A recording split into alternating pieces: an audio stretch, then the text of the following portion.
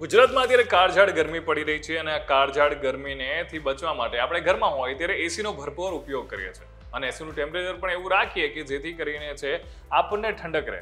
પણ એના કારણે આજકાલ ઘણા બધા એવા કિસ્સા જોવા મળી રહ્યા છે કે જેમાં એસીમાં આગ લાગવાના કિસ્સા બન્યા છે.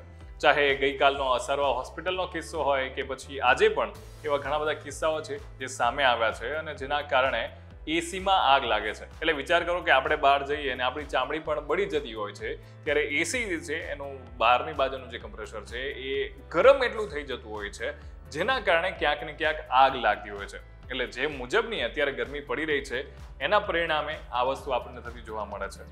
પણ વાત મુદ્દાની તો એમ છે કે જ્યારે આ વસ્તુ બનતી હોય છે તો આપણે એનાથી કેવી રીતે બચવું?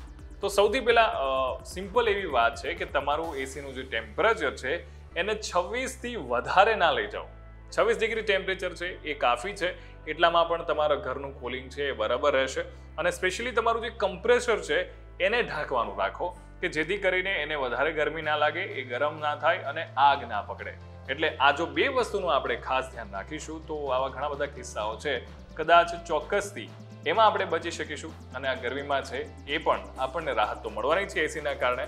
એટલે એનું પણ ધ્યાન રાખીએ અને એની સાથે સાથે આ નાના એવા પગલાં છે એનું પણ ખાસ ધ્યાન રાખીએ.